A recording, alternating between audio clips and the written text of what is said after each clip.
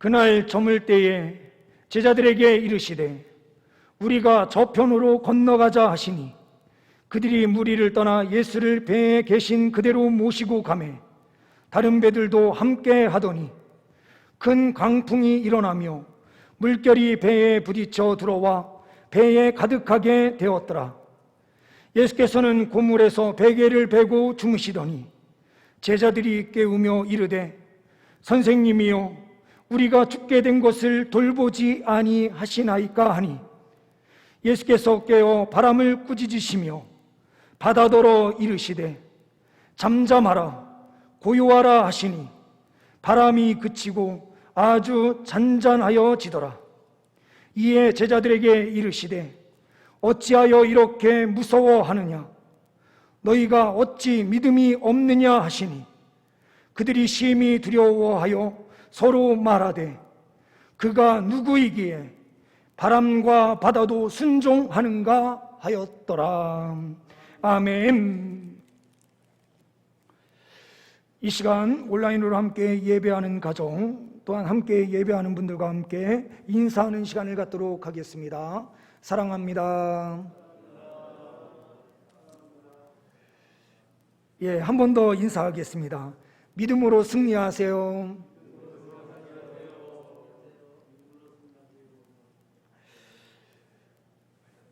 이 시간 주님께 예배하는 우리 온 성도님들 위해 주님께서 승리의 역사로 함께하여 주실 줄 믿습니다.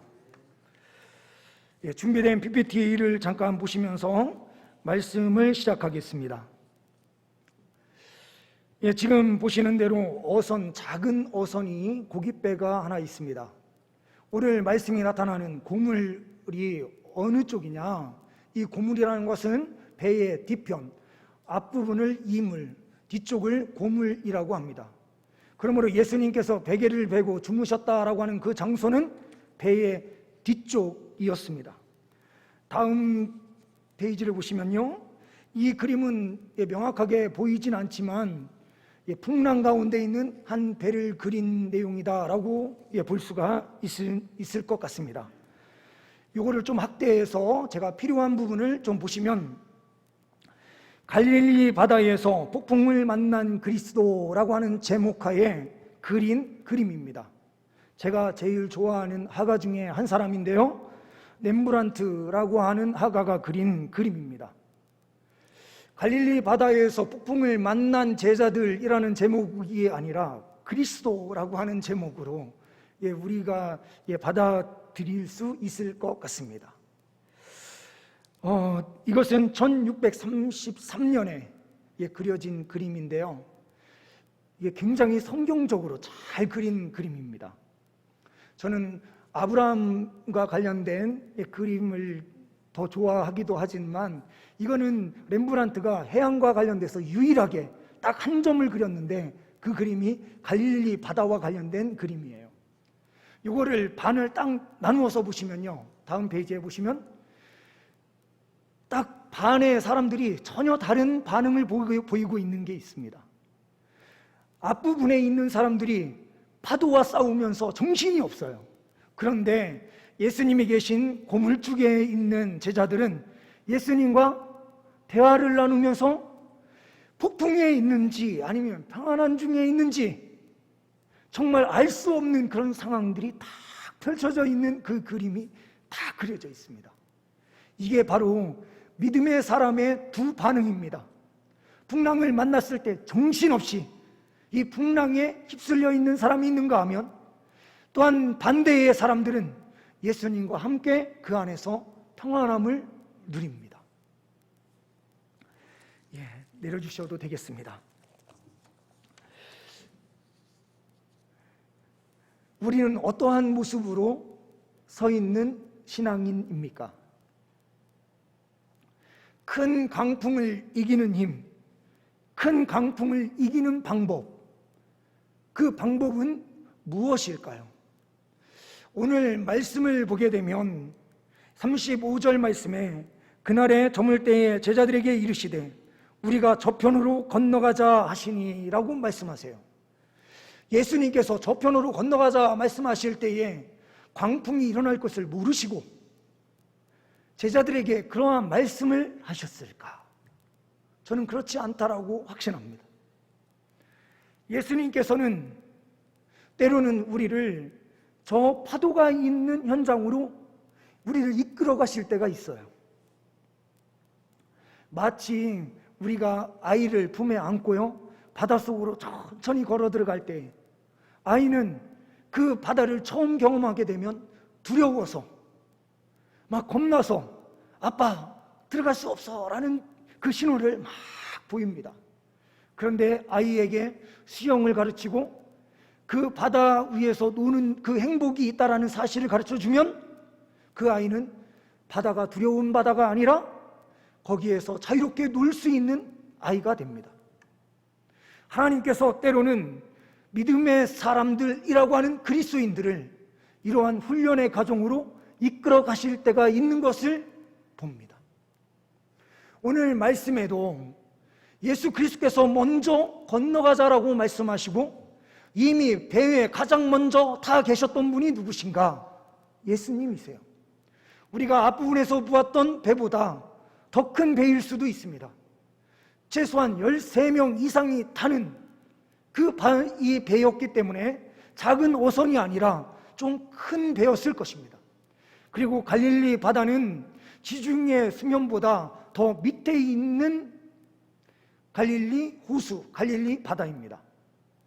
그 지중해에서 몰아쳐오는 그 바람이 높은 산들이 이 갈릴리를 둘러싸고 있기 때문에 바람이 오면서 이 산을 부딪히고 결국에는 바람길이 형성되면서 이 갈릴리로 바람이 갑자기 세게 몰아칠 때가 있습니다. 이때에 바로 지금 오늘 말씀과 같은 상황이 펼쳐질 때가 있어요. 호수는 아무리 바람이 세게 불어도 파도만큼 세게 불 일이 없지만 지금 이 갈릴리 바다는 전혀 다른 상황입니다. 한마디로 좀 패어있는 그 안쪽에 이 호수가 있고 바람이 둘러치면서 갑자기 센 바람이 불어올 수 있는 환경입니다. 그래서 여느 바다와 같은 큰 물결, 잘못하면 배가 쓰러지고 넘어져서 난파될 상황들이 펼쳐질 수 있습니다. 이때에 하나님께서는 훈련의 과정을 통해서 이 자기의 제자들을 데리고 이 갈릴리 바다로 들어가신 것입니다. 어려움을 만날 때에 사람의 반응은 두 가지로 크게 나타납니다. 한 사람은 사업가적인 기질을 갖는 사람이 있습니다. 사업가는 어려울 때 어떤 부분을 더 투자해서 더 공격적으로 나아갈까? 그래서 우리 회사를 어떻게 하면 더 건실한 그 기업으로 만들까 생각하는 사람들이 있는가 하면, 어떠한 사람들은 공무원적인 사고를 하는 관료주의에 빠져 있는 사람들이 있습니다. 안정적인 것을 생각하고 그 현상만을 유지하면서 달려가려고 하는 그런 사람들이 있습니다. 믿음도 똑같습니다.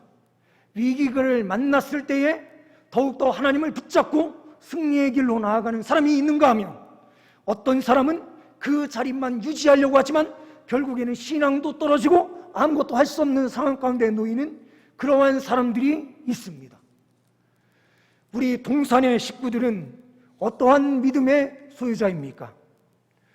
주님께서 오늘 먼저 배에 올라서셔서 먼저 그 자리를 잡으시고 누워서 잠자리를 취하는 것처럼 그 자리를 만드시고 제자들에게 건너편으로 건너가자라고 말씀하실 때에는 하나님의 목적과 이유가 있습니다. 그럴 때 하나님의 사람은 언제나 예수 그리스도를 그대로 따라갑니다.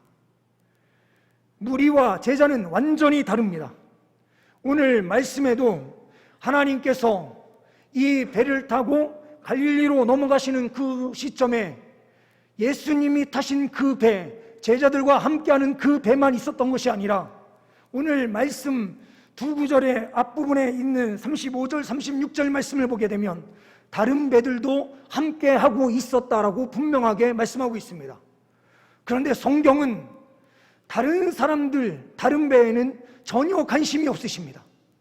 하나님께서 관심 갖는 그 부분은 하나님의 사람들에게만 관심을 가지세요.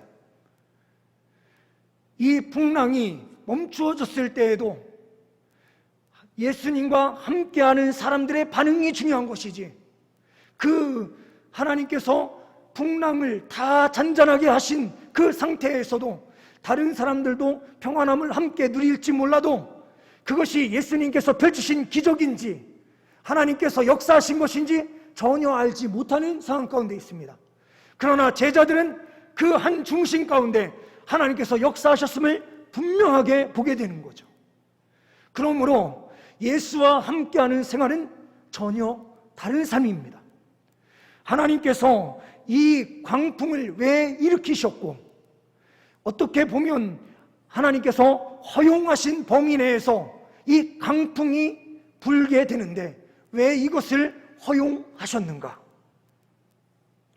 문제 앞에서 하나님과 함께하는 사람이 진정으로 승리한다라는 사실을 보여주시기 위함입니다. 이 배는 제자들만 타고 있었던 것이 아닙니다. 예수님과 함께 타고 있는 배예요. 강풍을 만나고 어려움이 있지만 그들과 늘 항상 함께 하시고 계시는 예수님. 우리가 이 본문 말씀이 나타나는 배경을 조금 보게 되면 마가라고 하는 이 마가는 특별한 어떠한 메시지를 분명하게 가지고 이 말씀을 기록하고 있는 것 같아요. 1장에서 보게 되면 내 제자를 부르시고 예수님께서 가장 먼저 행하신 기적과 같은 사건이 어떠한 사건이냐? 귀신 들려 있는 사람을 하나님께서 귀신을 쫓아내셔서 회복시키시는 내용이 1장에 등장해요. 내 제자를 부르자마자 귀신을 쫓아내는 그 내용이 나와요. 그러면서 1장에 같이 나오는 내용이 나병 환자를 치료하는 사건, 그리고 2장에 넘어가서는 중풍병자를 치료하고 3장에서는 손 마른 자를 치료하는 사건이 나타나요. 그런데 마가는 이 과정의 일련의 과정에서 누가 함께 했느냐? 내 제자가 함께 했다라는 사실만 이야기해요.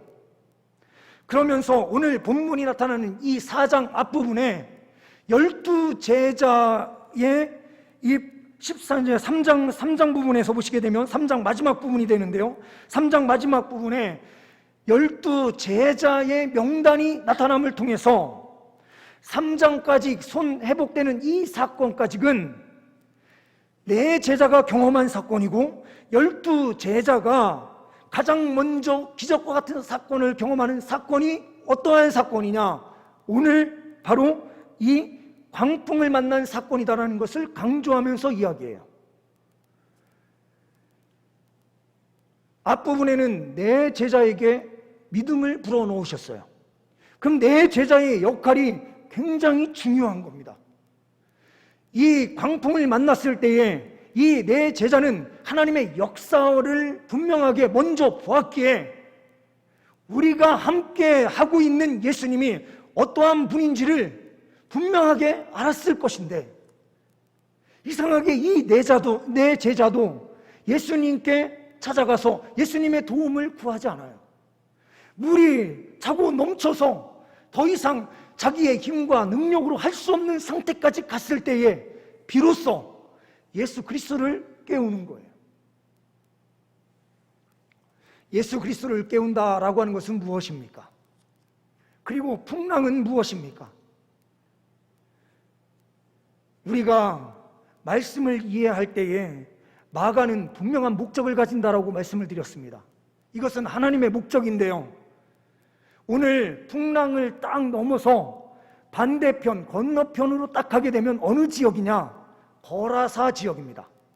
이거를 가다라 지역이다라고 쓰기도 하지만 오늘 말씀은 거라사 지역인데, 이 거라사에서는 가장 먼저 만난 그 사람은 누군가? 귀신 2000의 숫자에 의하여 완전히 지배당한 그 사람이 예수 그리스도 앞에 가장 먼저 나와서 예수 그리스도를 마주하는 것을 보게 돼요. 그러면 이 광풍은 누가 일으킨 것이냐? 이것은 사단의 역사였을 것이다라는 겁니다. 그런데 하나님께서는 이것을 허용하셨어요. 예수님께서 그 강풍을 뚫고 오는 순간 자기들은 더 이상 그 사람의 지배를 할 수 없는 상황, 자기네들은 이제 쫓겨나야 될 신세가 됐다라는 사실을 알기 때문에 큰 강풍을 주고 있는 거예요. 우리에게 어려움이 닥쳐올 때에는요, 그 안에 사단의 역사도 있습니다. 하나님의 계획과 목적이 분명하게 있지만 사단도 강력하게 역사합니다. 그때에 하나님께서는 우리를 방치하시는 분이 아니에요. 오늘 예수님께서 잠을 자고 계셨지만 이 잠은 어떠한 잠인가? 제자들이 예수님께 찾아가지 않은 그 상태에서 예수님께서는 기다리시는 상태입니다. 왜 그럼 제자들이 예수님께 이러한 요청을 빨리 하지 않았을까? 이 요청은 한마디로 기도예요. 지금 이 시대로 이야기하면 기도예요. 그 큰 강풍이 밀려오고 어려움이 닥쳐오는데 믿음의 사람들은 예수님께 기도하지 않아요. 왜 기도하지 않을까요? 제자들과 같은 모습이기 때문에 그렇습니다. 제자들이 생각하는 그 개념으로 볼 때에요, 그 어떠한 신도 바다를 통치하고 다스리는 그 신은 없다라고 생각을 했어요. 신이 있을지언정 완전히 그 모든 것을 지배하고 통치할 수 없다라는 생각이 있었어요. 그런데 창세기를 기록하고 있는 모세는 이 모든 것의 창조주가 우리가 믿는 하나님이시다, 여호와 하나님께서 이 세상 만물의 창조주가 되신다는 것을 고백하면서 이 모든 그 물도 잠재우고 질서를 지으신 분이 여호와 하나님이다라는 것을 말함을 통해서 그 당시에 가지고 있었던 모든 사람들의 생각을 완전히 깨트려 버렸어요. 그런데 유대인들이었던 이 제자들도 자기가 믿는 여호와 하나님에 대해서는 알 수 있었는지 몰라도 자기가 함께하는 예수님이 이 여호와 하나님과 일체되시는 참신이라는 사실을 인식하지 못했었던 거예요. 자기와 함께하고 있는 신은 전혀 보지 못하는 거예요. 그래서 그들은 풍랑이 일자 예수님은 하실 수 없는 분이고, 예수님은 사람과 같은 어떤 인격적 존재, 그리고 영적 존재에게는 명령해서 그 존재가 떠나게 하고 질병이 없어지게 하고 치료되고 회복되게는 하지만 미물인 바람과 바다는 어찌할 수 없는 분으로 인식했었던 거예요. 영적 존재와 사람에게는 강력한 역사를 펼칠 수 있는 하나님이지만 자연에 대해서는 어쩔 수 없는 분으로 하나님을 믿는 데에 전적으로 믿는 것이 아니라 작은 한 부분만 믿고 있는 그 모습이 제자들의 모습이었던 겁니다.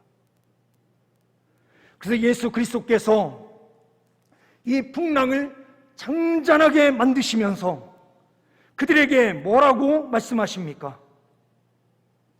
39절 말씀을 보시게 되면 바람을 꾸짖으시며 바다더러 이르시되 잠잠하라 고요하라 하시니 바람이 그치고 아주 잔잔하여지더라.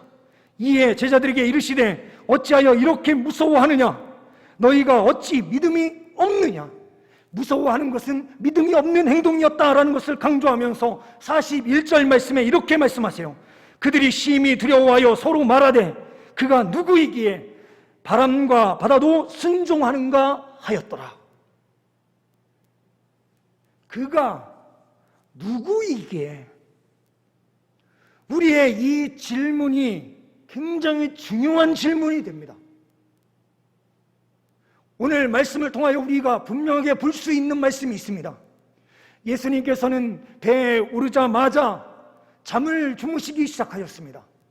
육신의 피로를 느끼는 인성의 하나님, 성육신 하셨지만 피곤함을 느끼시는 하나님, 동시에 바람과 바다도 모든 것을 평정하시는, 명령만 하면 순종하게 하실 수 있는 창조주 하나님, 참 하나님이시다라는 사실을 또한 동시에 드러내는 본문이기도 합니다.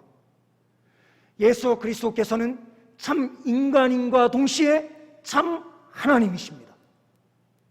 그런데 우리는 예수 그리스도를 자꾸 이해할 때에 육신적인 우리와 함께 하시는 그 하나님으로는 우리가 얼마든지 이해합니다.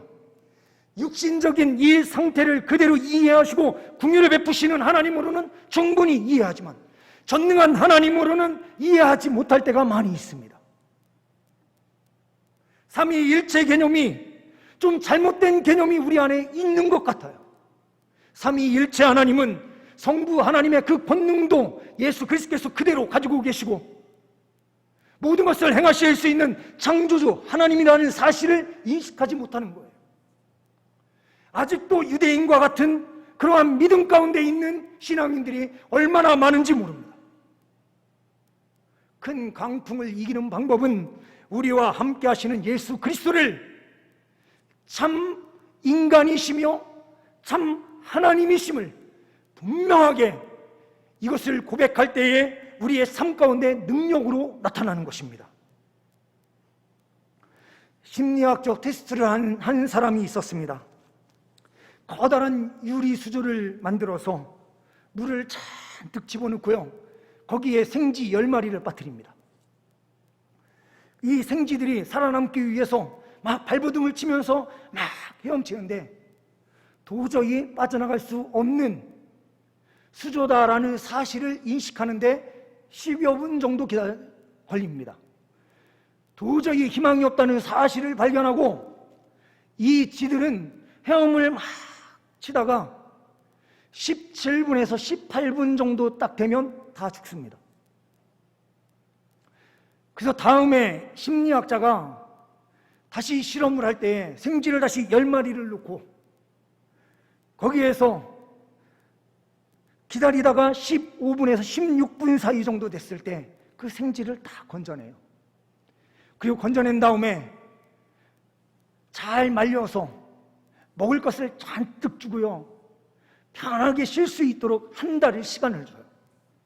그 다음에 한 달 후에 다시 이 쥐를 그 수조에 다시 갖다 집어넣습니다. 그럼 이 쥐들은 몇 분까지 살 수 있을까요? 17분에서 18분 정도 살 수 있었던 쥐들이 30분까지 살아요. 다시 한번 건져내서 이 쥐를 다시 물을 잘 말려주고 이것을 계속해서 반복하면 이 쥐들이 최대 30시간까지 사는 것을 확인했습니다. 왜 하나님께서 하나님의 백성들에게 훈련의 과정을 주실까요? 때로는요, 처음에 초보의 신앙을 가지고 있는 성도들에게는 하나님께서 응답을 빨리빨리 해주세요. 구원의 손길을 빨리빨리 펼쳐주세요. 어느 때는 15분, 16분에 그 손을 펼쳐주세요. 그런데 믿음이 더 커지면 커질수록 그 시간이 점점 길어지는 것처럼 느껴지는 순간들이 있어요. 때로는 1년, 2년, 3년도 그 어려움을 지실 때가 있어요.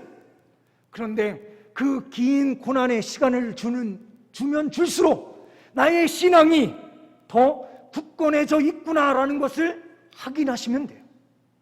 그래서 끝까지 주 예수 그리스도의 구원의 손길을 끝까지 소망하면서 엎드려서 기도하며 예수 그리스도를 깨우는 그 기도의 행동을 끊임없이 할 때 하나님께서는 강력한 은혜의 손길을 펼쳐 주십니다.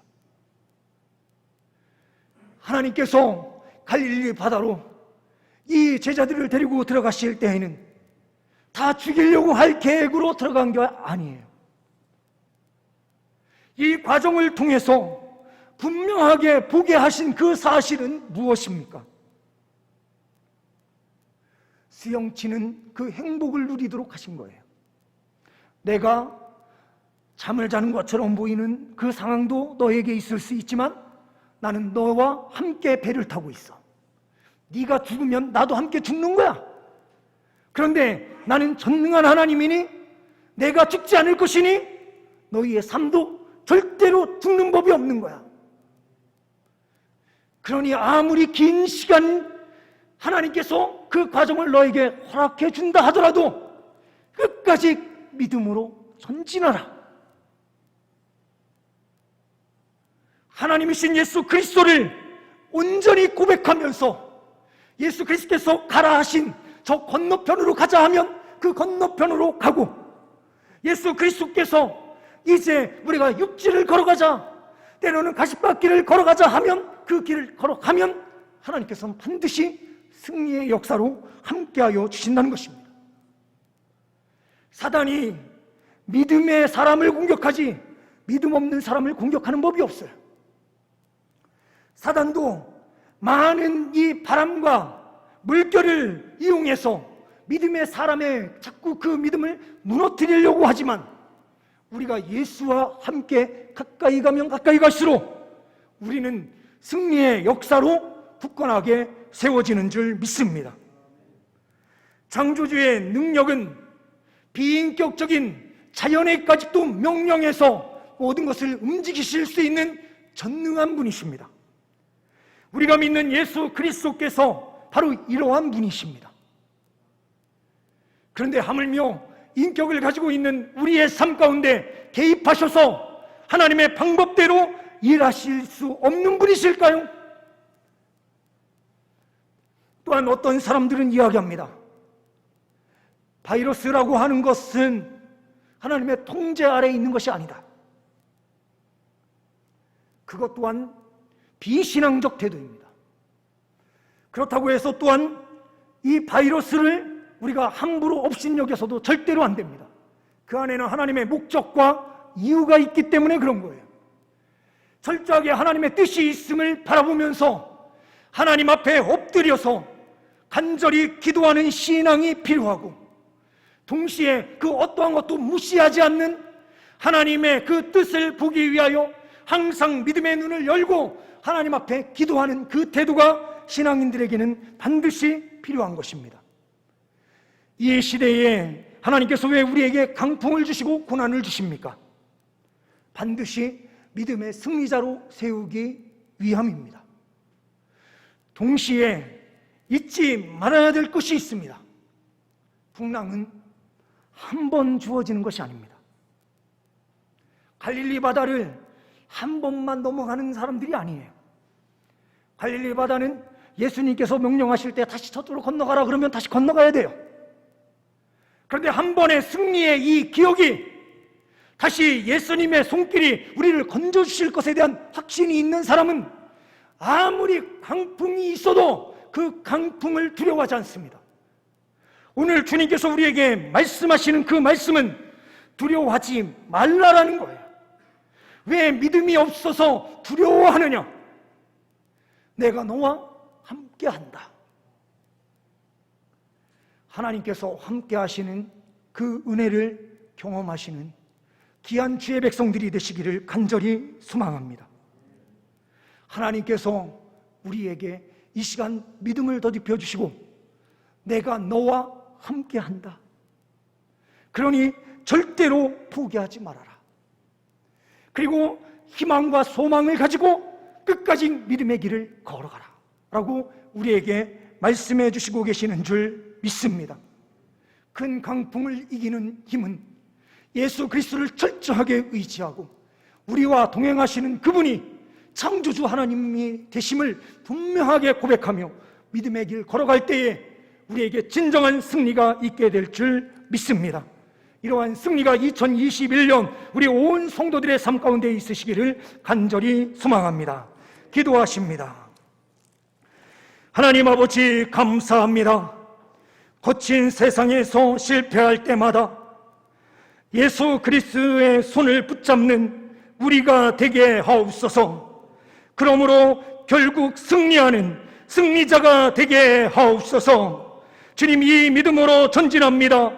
우리의 모든 삶 인도하여 주옵소서. 우리 주 예수 그리스도의 이름으로 기도하옵나이다. 아멘.